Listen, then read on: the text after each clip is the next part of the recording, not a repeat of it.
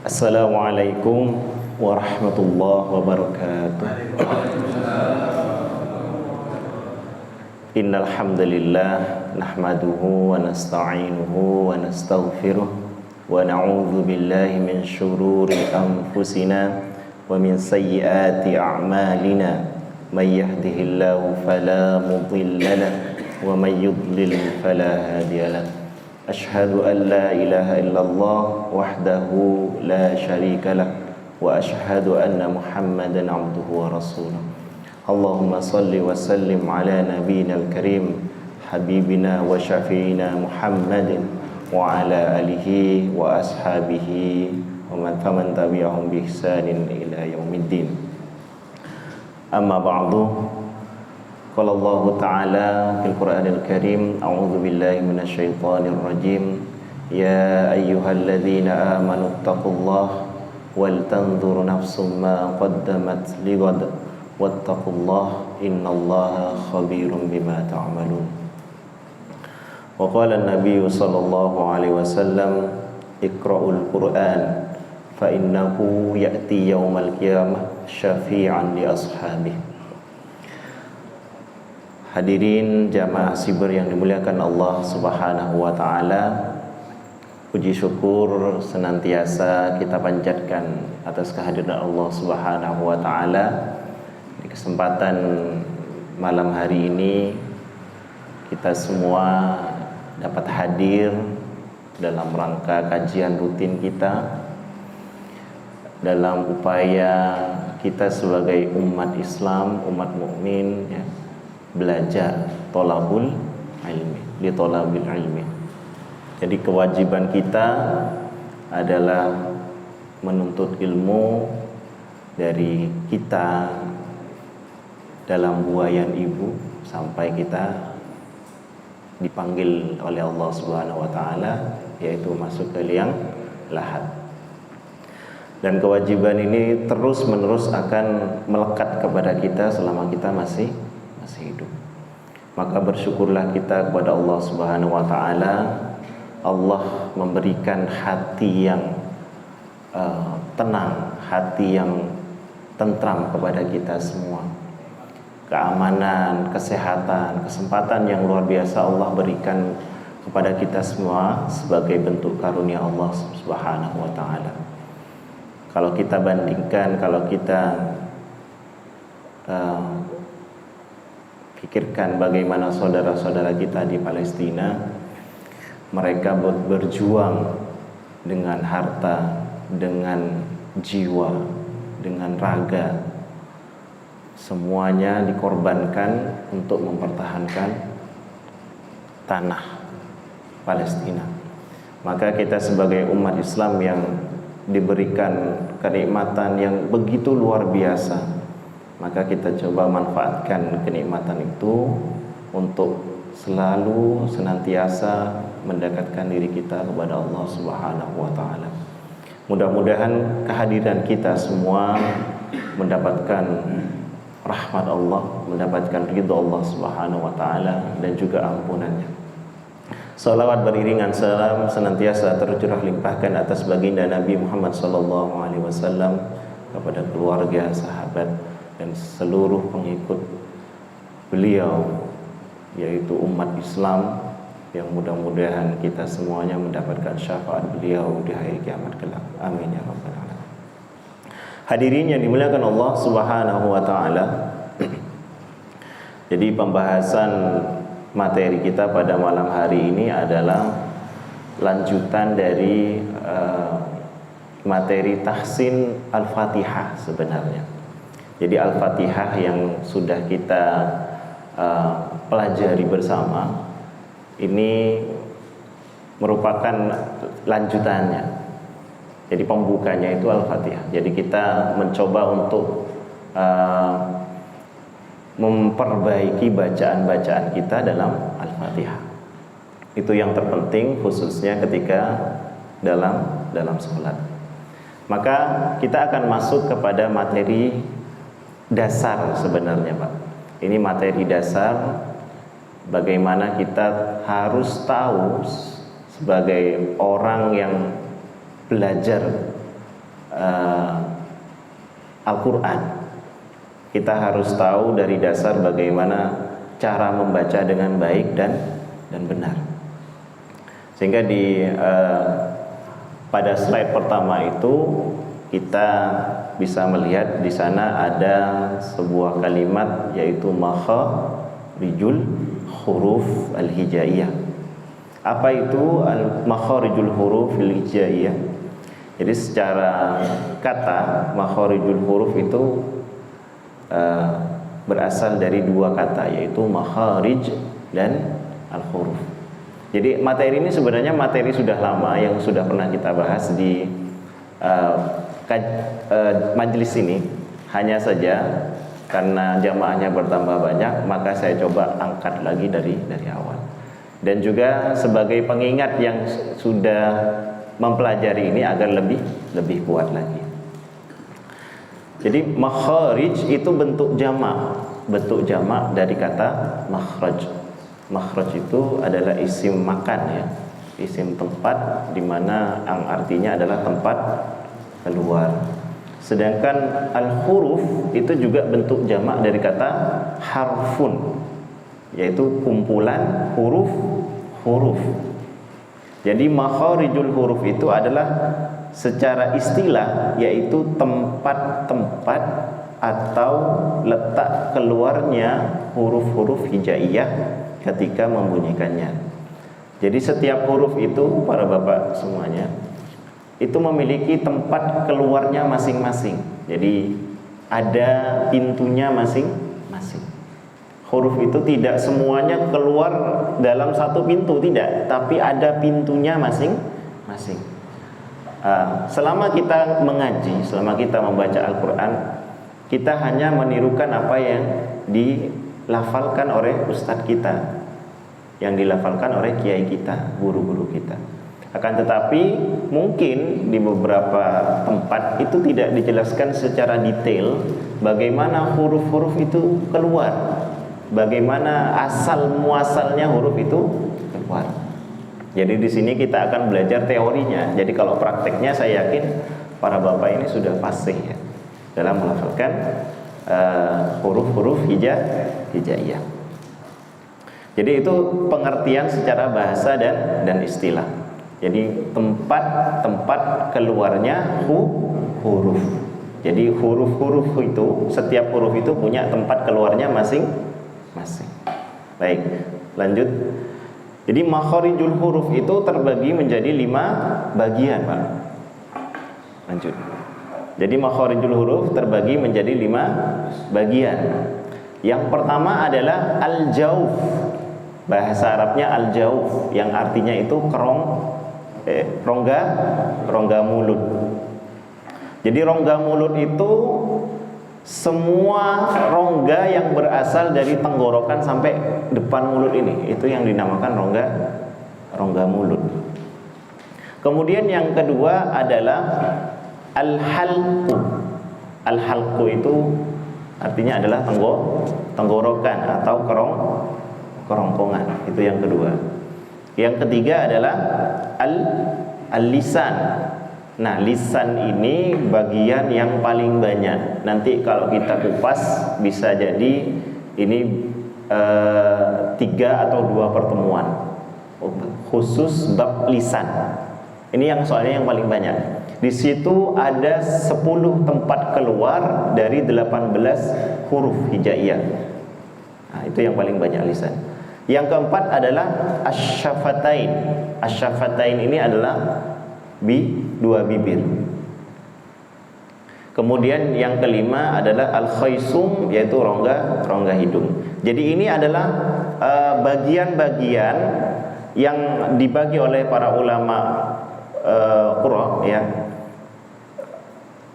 tempat-tempat keluarnya huruf. Jadi terbagi menjadi 5 bagian, yaitu rongga mulut, tenggorokan atau kerongkongan. Yang ketiga adalah lidah atau lisan. Yang keempat adalah 2 bibir. Dan yang kelima adalah rongga hidung. Jadi ada 5 tempat keluar. Jadi 5 bagian, ya. Jadi pembagiannya ada 5. Selanjutnya, nah kita masuk ke bagian yang pertama. Ini al-jauf, yaitu rongga mulut.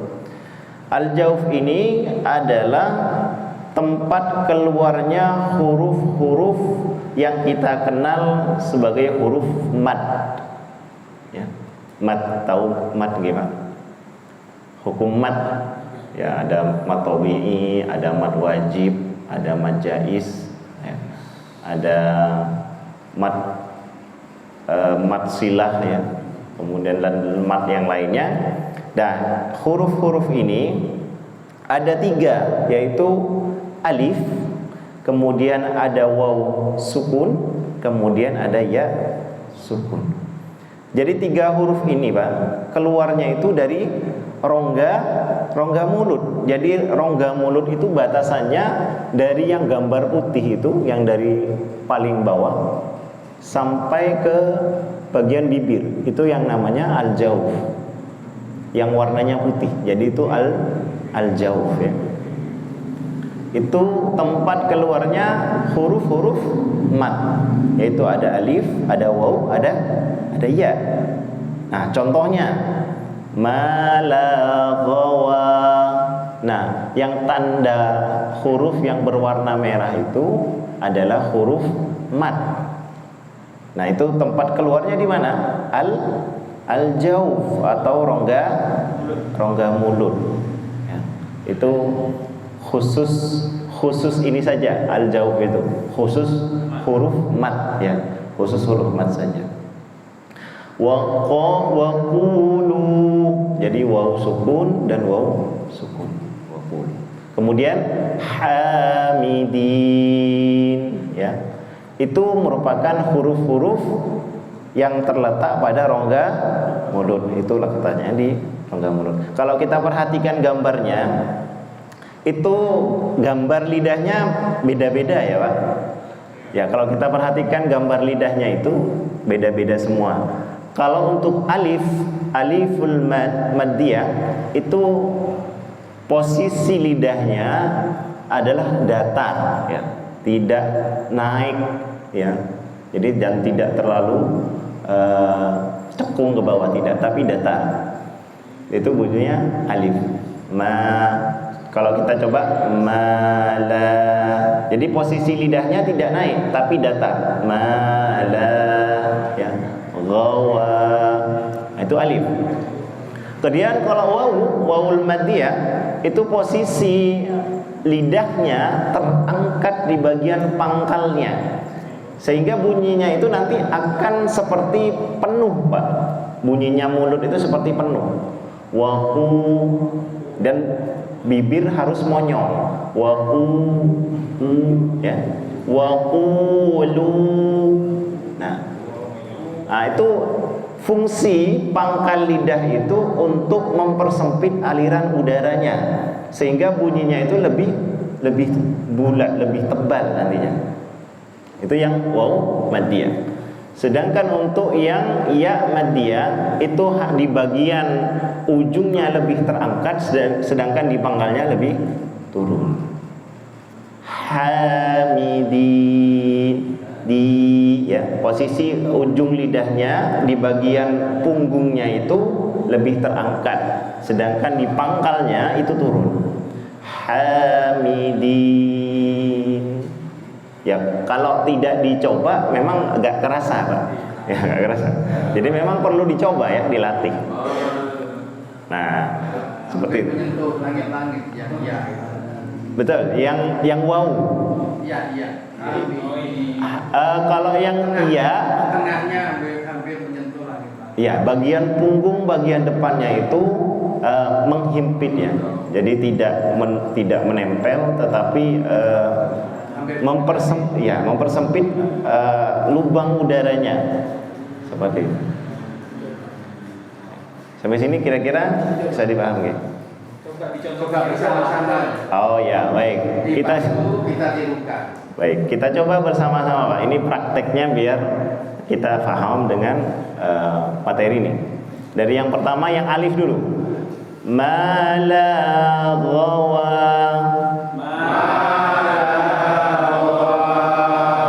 Wa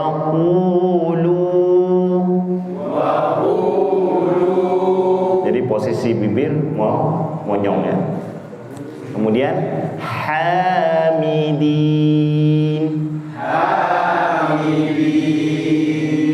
Nah, kira-kira terasa nggak Pak? Ngangkat lidahnya di bagian depan. Hamidin.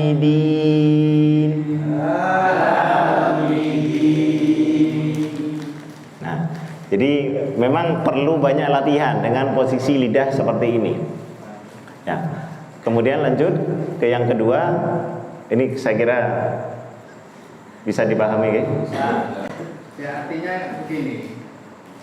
Tidak usah dipikirkan lidah harus datar, terus lidah ujungnya, tapi itu otomatis. Ya, betul. Iya, jadi misalnya hamidin itu kan otomatis lidahnya mendorong agak ke atas. Jadi tidak usah terlalu dipikir bagaimana mendorong udara. Gitu. Iya, betul. Jadi mengalir saja, kayak mungkin orang yang salah, Pak. Kalau yang salah ya. Kalau seandainya yang alif madiyah, seandainya diangkat bunyinya lo kan gitu ya. Kalau diangkat do ya. Itu otomatis bibir juga akan ikut monyong ya. Do ya. Kan tidak enak kedengarannya. Tapi jadi mendatarkan atau menghamparkan bagian lidahnya saja. Untuk yang kalau wakulu, kalau tidak dinaikkan jadi susah ya, susah. Memang biasanya akan otomatis terangkat sesuai dengan porsinya seperti itu. Ya, sampai sini bisa dipahami ya? Yang itu yang hamidin kan ada yang hamidin gitu. Kalau miring. Nah, ya nggak boleh ya. Kalau miring itu nanti ada hukumnya sendiri ya. Ya, imalah itu nanti ada hukumnya sendiri. Jadi selain itu tetap bunyinya harus jadi i ya. Hamidin, bukan hamidin, din, bukan din ya Pak. Nanti bunyinya din ya. Hamidin pakai i, jadi bunyinya hamidin. Ya, bunyinya harus i. Jangan sampai hamidin ya. Itu lain lagi Pak. Itu bunyi matnya sudah beda. Bunyi huruf-huruf matnya ini sudah beralih ya. Baik. Nah, ini yang penting. Ini yang paling ingin saya tekankan Pak, yaitu bagian tenggorokan. Al-halqu. Al-halqu itu bahasa Arabnya. Kemudian artinya adalah tenggorokan atau kerongkongan. Nah, di bagian tenggorokan atau kerongkongan ini terbagi menjadi 3 tempat. Misalnya kalau dalam suatu desa itu ada 3 dusun, seperti itu. Ada 3 dusun, satu desa ada 3 dusun. Dan setiap dusun itu warganya cuma 2 Pak, 2 kakak isinya. Satu dusun seperti itu. Nah, kalau kita umpamakan kelas desa ya, jadi satu desa itu cuma isinya 3 satu desa isinya 3 dusun dan satu dusun isinya 2 kakak. Nah, kalau yang al-halqu ini yaitu huruf-huruf yang keluar pada kerongkongan atau tenggorokan. Itu terbagi menjadi 3 bagian. 3 bagian tadi 3 dusun itu ya. Baik. Dusun yang pertama. Nah, ini bagian yang pertama. Lanjut. Bagian yang pertama ini adalah aqsal halqi. Pangkal tenggorokan. Pangkal tenggorokan. Jadi pangkal tenggorokan itu aslinya ya sebenarnya itu di daerah Jakun ini Pak. Ini daerah Jakun ini ya. Jakun. Sebenarnya sebelum ditemukan oleh anatomi dalam kesehatan, dunia kesehatan, para ulama itu berbeda pendapat, berselisih pendapat. Al-aqsul halqi atau pangkal tenggorokan itu sebelah mana? Ada yang mengatakan di dada bagian atas. Kemudian setelah ditemukan anatomi bagian anatomi manusia, Jadi baru ditemukan secara pasti bahwa aqsa atau tempatnya pita suara, di situ ada keterangan mantiqatul autar as-sautiyah. Ya. Jadi tempatnya pita suara di situ adalah tempatnya huruf ha dan hamzah.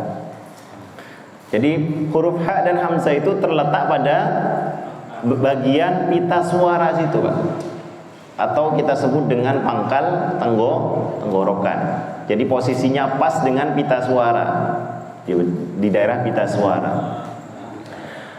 Di gambar ini kan ada perbedaan yang satu dengan yang sebelahnya. Al-hamzah dengan huruf ha, ya. Hamzah dengan huruf ha itu posisi pita suaranya itu beda. Kalau yang hamzah itu lebih menyempit. Ya. Sedangkan ha itu lebih melebar. Ha. Karena ada aliran udara yang keluar. Ya, kalau a itu kan tertahan, seperti tertahan. Ya, a. Jadi posisi suaranya itu lebih susah untuk keluar seperti itu. Berbeda dengan yang ha. Ha itu lebih melebar sehingga bunyinya lebih lebih keluar istilahnya. Ha ya. Jadi itu posisi yang pertama, yaitu aqsal halqi, pangkal tenggorokan. Nah, ini biasanya yang paling susah membedakan dengan yang huruf ain dan huruf ha ya. Karena bedanya tipis sekali. Baik. Di mana kalau kita lihat secara videonya ya. Nanti lebih detail lagi kalau kita lihat videonya bagaimana huruf hamzah itu keluar dan juga huruf ha-nya.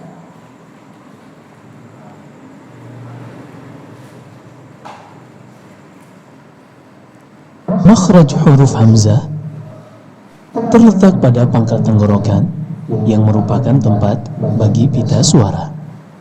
Perhatikan gambar animasi berikut. Sebagaimana yang telah dijelaskan, tenggorokan terbagi 3. Pangkal tenggorokan, tengah tenggorokan, dan ujung tenggorokan. Huruf hamzah keluar dari pangkal tenggorokan sebagaimana yang terlihat pada animasi ini. Contohnya a.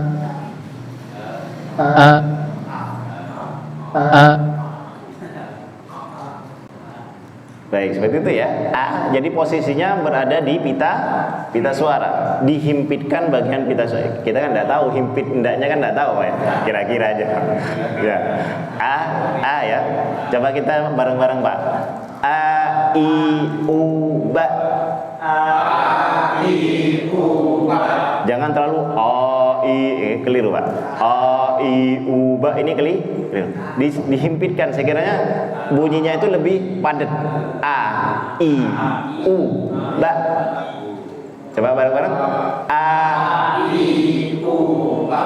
Nah, itu huruf hamzah. Posisinya di mana, Pak? Pangkal tenggorokan, yaitu posisinya berada di pita suara. Selanjutnya huruf ha.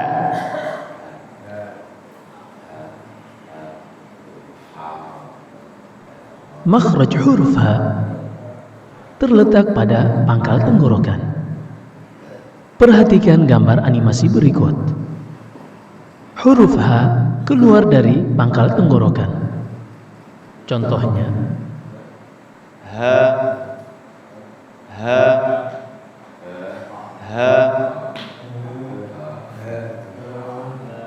Jadi bunyinya, jadi pita suaranya melebar, jadi bunyinya ha, hi, hu, bah. Coba bareng. Dicoba bareng-bareng, Pak. Ha, hi, hu, bah. Jadi kerasa di sini ya. Ha, hi, getar ya. Karena itu bergetarnya dari pita suara. Ha, ih, ihdina, ih. Jadi harus ditekan, jangan sampai ih, beda lagi nanti ya. Harus ditekan di bagian pita suara sehingga ada kayak getarannya. Ih, ya. Itu yang pangkal tenggorokan. Ya, satu dusun ada 2 kakak, Pak. Isinya cuma dua kakak. Satu dusun. Ha itu huruf hamzah dan huruf ha. Ha ya. Ha kalau anu mah ha ya. Kalau disukunkan. Baik. Yang kedua, lanjut. Yang kedua adalah wastul halqi, yaitu pertengahan atau tengah tenggorokan. Nah, yang tengah tenggorokan itu mantiqatul lisanul mizmar, yaitu tempat katup suara. Nah, ini ada katup nafas, ada katup makan, ada katup makanan ya Pak ya. Namanya katup epiglotis, itu yang gambarnya warna biru atau ungu ya, biru keunguan. Itu kayak ada benjolan, yang mana benjolan itu nanti menempel ke bagian dinding belakang tenggorokan. Di situ tempat keluarnya huruf ain dan huruf ha. Ha ya. Huruf ha dan huruf ain.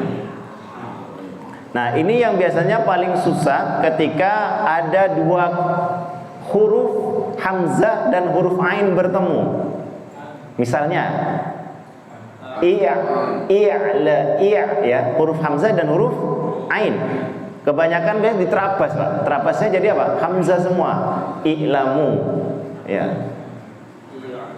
Kemudian a'budu ya, a'budu. Jadi a'budu, jadi hamzah semua.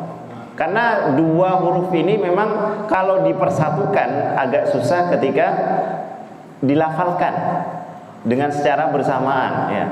Memang harus harus dilatih. Karena beda hurufnya sudah akan artinya akan berbeda seperti itu.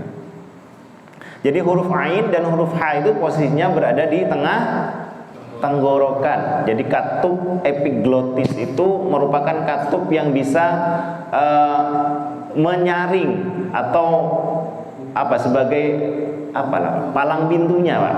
Jadi palang pintu. Membuka menutup. Kalau nafas nutup, kalau makan juga menutup bagian pernafasan. Jadi kalau ada orang tersedak makanan, itu berarti lubang pernafasannya keselip ya, keselip makanan sehingga kesedak. Jadi otomatis kita akan mengeluarkan, karena itu posisi alirannya ke paru-paru, bukan ke usus. Jadi itu fungsinya katup itu, dan fungsinya katup itu juga sebagai melafalkan 2 huruf ini, huruf ha dan huruf ain. Baik, kita coba lihat videonya huruf ain. Makhraj huruf ain terletak pada tengah tenggorokan. Perhatikan gambar animasi berikut. Huruf ain keluar dari tengah tenggorokan. Tatkala melafazkan huruf ain, epiglotis merapat ke dinding tenggorokan sehingga mempersempit keluarnya huruf. Contohnya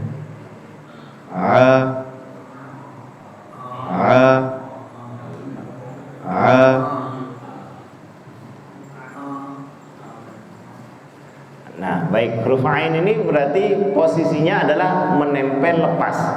Cara kerjanya ditempel kemudian dilepas. Ditempel dulu. Baru dilepas.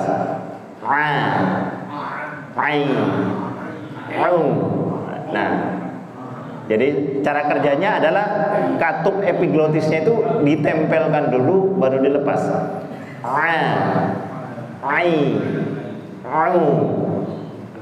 Suaranya lebih lunak ya, suaranya lebih lunak dibandingkan dengan hamzah. Kalau hamzah karena keluarnya dari pita suara, sedangkan ain keluarnya dari katup epiglotis.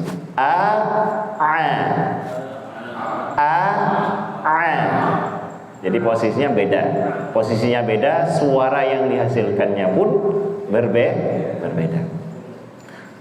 Kemudian yang kedua huruf ha. Huruf ha. Ha. Ya. Kita lihat videonya.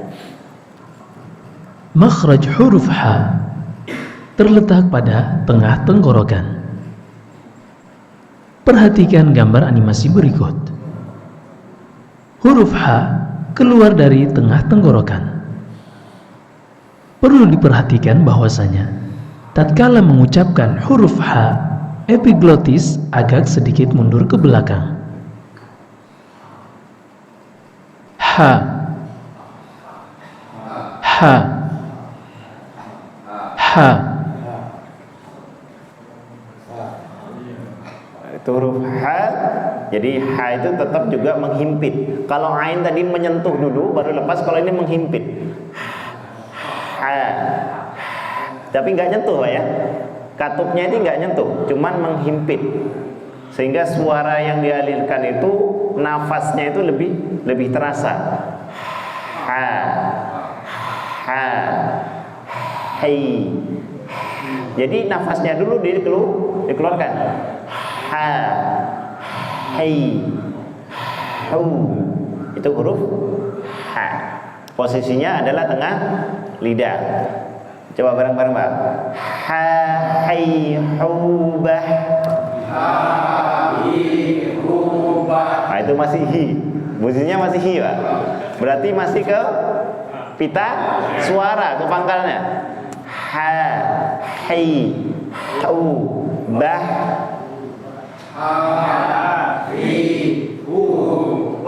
Ini malah naik ke kho ya. Tidak apa-apa, ini memang harus dicoba Pak. Karena biar tahu di mana letak kekeliruannya. Jadi kalau tidak praktek, kita tidak tahu salah kita di mana. Jadi kalau kita mau benar-benar belajar tahsin, harus diperdengarkan bacaannya. Kemudian ada yang mengoreksi. Jadi ha itu posisinya katupnya menghimpit saja, tidak menempel. Kemudian didorong dengan udara. Ha, hai, hu, bah, alham. Nah, tepat ya kalau alhamnya ya. Biasanya lah agak beralih suara haknya itu ketika berharokat kasro. Ar-Rahmanir-Rahim.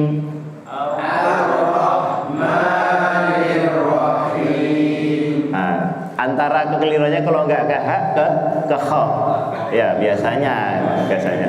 Tapi sudah lumayan, tadi perbedaannya sudah lumayan. Jadi haknya itu, jadi poin haknya itu Pak begini. Huruf H itu mengalirkan udaranya, jangan sampai bergetar. Ya, itu intinya. H itu aliran udara yang keluar, tidak ada getaran di bagian pangkal tenggorokan dan juga tidak ada getaran di bagian ujung tenggorokan. Sehingga kalau getaran di bawah dan di atas, kalau di bawah bunyinya jadi H, kalau di atas bunyinya jadi H. Ya, jadi harus tengah-tengah. Nah, tengah-tengah itu mengalirkan nafasnya saja, nafas. Ha, hai, hau, bah. Coba Pak. Ha, hi, hu, bah. Nah, kalau bah betul. Memang paling susah itu ketika kasroh Pak, paling susah itu ya, karena tipis ya. Hai, ya, hai, itu paling susah. Ain dan ha berarti tengah tenggorokan. Kalau pangkal tenggorokan ada dua huruf, yaitu huruf pangkal Pak, pangkal. Ain dan hamzah. Hamzah dan huruf ha, ya, pangkal tenggorokan. Tengah tenggorokan hurufnya ain dan ha ya, ha. Oke, baik. Jadi biar tahu nanti perbedaannya hamzah dan huruf ain, huruf ha dan huruf ha.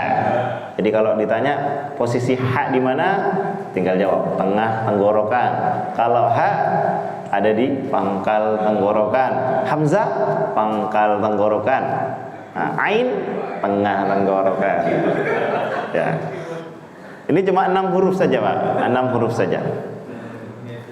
Lanjut. Ini yang ketiga, yaitu adnal halqi. Halqi ya. Yaitu ujung tenggorokan. Nah, di situ di keterangannya itu adnal halqi itu aslul lisan. Ya, aslul lisan itu akar lidah. Akar lidah. Ma'al hingkil lahmi.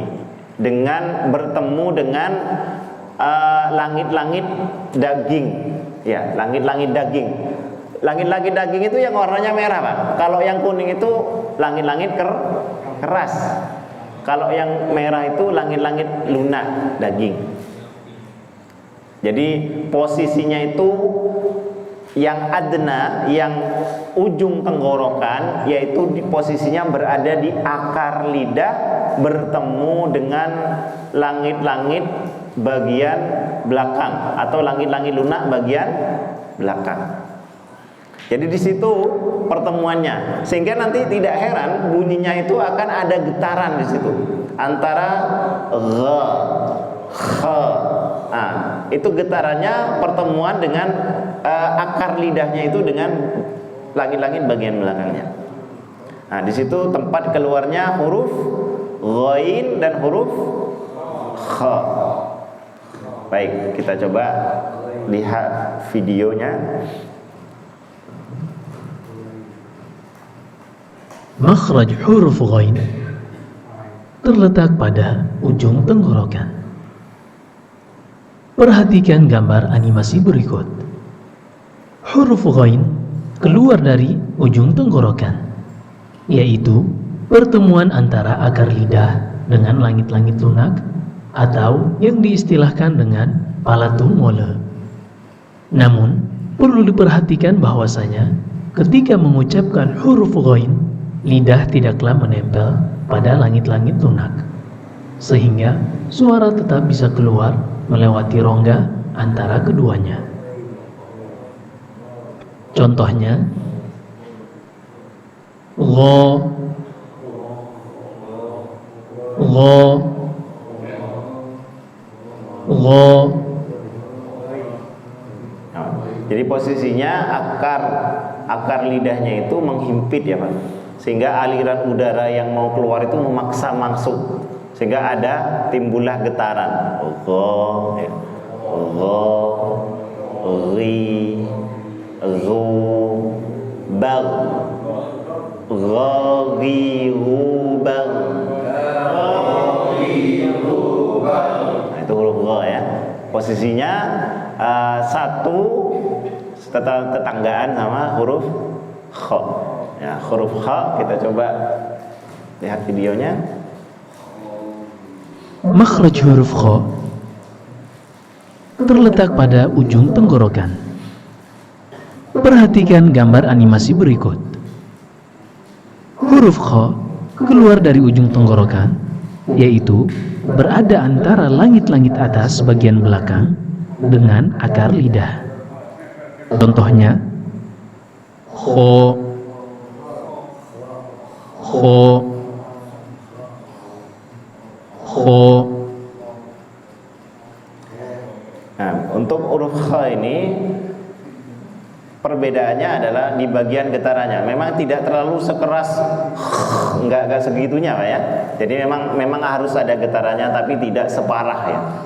Kha, kha, kha, kha, ya. Kha, khi, khu, bah. Nah, saya kira kalau ini tidak terlalu kesulitan para bapak ya. Biasanya yang agak sulit itu di bagian hamzah dan ain, kemudian huruf ha dan huruf ha. Jadi perbedaannya di situ. Jadi di bagian tenggorokan ini ada 6 huruf. Ada huruf apa saja? Hamzah, huruf ha, huruf ha, huruf ain, huruf ghain, huruf kha. Nah, biasanya huruf-huruf ini kalau dalam tajwid masuk dalam hukum idhar, bacaan jelas. Makanya disebut dengan idhar halqi. Ya, karena huruf-hurufnya berada pada tenggorokan atau kerongkongan. Gitu. Baik, kita masuk ke latihan, Pak. Sudah jam 8:30.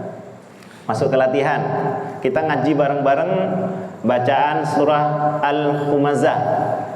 Nah, ini biasanya banyak kerancuan antara ha dan ha, ya. Baik, kita coba bersama-sama.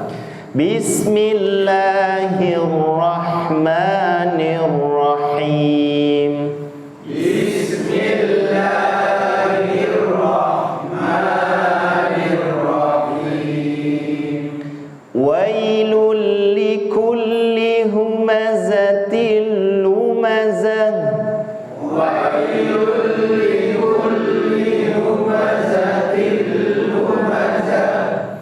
Alladzi jama'a malan wa 'addadah. Alladzi jama'a malan wa 'addadah. Nah, sudah terlihat tapi Pak, sudah terdengar ain ya. Wa'a. Alladzi jama'a. Biasanya kalau tidak fokus jadi a ini Pak, jadi hamzah. Alladzi jama'a ma, ya, bunyinya jadi hamzah. Ingat kalau yang al-humazah alladzinya ini jama'anya jadi ain, harus ditekan. Alladzi jama'a malan wa 'addadah. Alladzi jama'a malan wa 'addadah. Yahsabu anna malahu akhladah. Yahsabu anna malahu akhladah. Yahsabu. Nah, jangan sampai yahsabu ya. Yah. Ingat kalau ha aliran udara. Aliran udara. Ha itu aliran udara. Ha itu getaran bagian pita suara. Yahsabu anna malahu akhladah. Yahsabu anna malahu akhladah. Kalla la yunbadhanna fil hutamah. Kalla yunbadanna fil hutamah. Nah, biasanya larinya ke kha ya. Biasanya nggak kerasa larinya ke kha. Kalla la yunbadhanna fil hutamah. Ya, biasanya larinya ke. Ingat, ha hutamah itu kayu ya. Hutamah, ha hutamah, hu. Wa ma adraka mal hutamah. Wa ma adraka mal hutamah. Hutamah. Hutamah. Nah, hu ya, aliran udara. Hu. Narullahil muqadah. Narullahil muqadah. Allati tattali'u 'alal af'idah. Allati tattali'u 'alal af'idah. Nah, itu sempurna hamzahnya, Pak. Af'idah. Af'idah. Nah, itu sempurna ya. Suara hamzah yang sempurna. I bunyinya jadi I. Innaha 'alaihim muqsadah.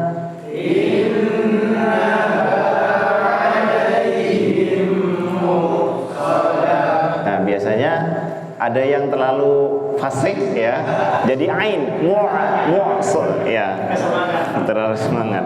Innaha 'alaihim, biasanya nggak terlalu ditekan Pak, datar saja. Innaha 'alaihim biasanya. Ingat, ainnya harus ditekan bagian tengahnya. fi 'amadin mumaddadah.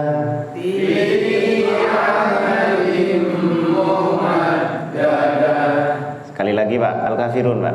Selanjutnya terakhir. Bismillahirrahmanirrahim.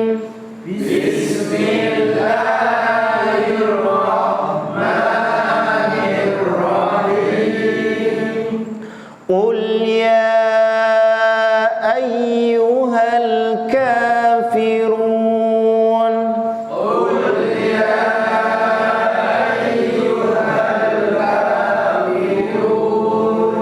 Nah ini hati-hati, ini ada dua huruf yang berdekatan Pak, antara hamzah dan ain. La a'budu ma ta'budun.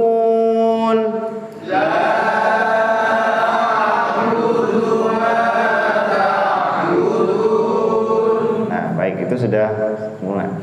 Wala antum 'abiduna ma a'bud.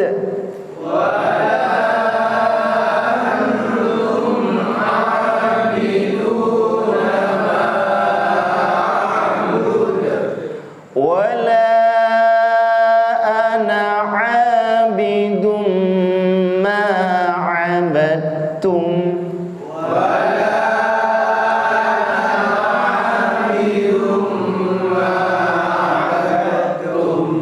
Wala antum 'abiduna ma a'bud.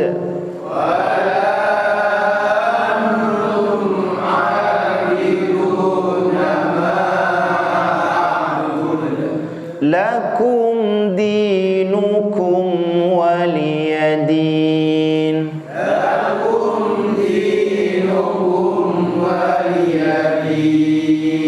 Baik, terima kasih Pak. Jadi huruf di tenggorokan itu ada 6. Huruf ham, huruf ain, huruf kha ya. Jadi 6 ya. Jadi di situ, jadi alhamdulillah pertemuan ini kita bisa tahu bahwa huruf-huruf itu punya tempat keluarnya masing-masing. Mudah-mudahan di pertemuan selanjutnya para bapak yang hadir di sini bisa senantiasa istiqomah untuk bisa belajar sampai Allah menjemput kita. Mudah-mudahan pertemuan ini diberkahi oleh Allah Subhanahu wa taala. Ihdinas shiratal mustaqim. Wabillahi taufiq wal hidayah. Wassalamualaikum warahmatullahi wabarakatuh.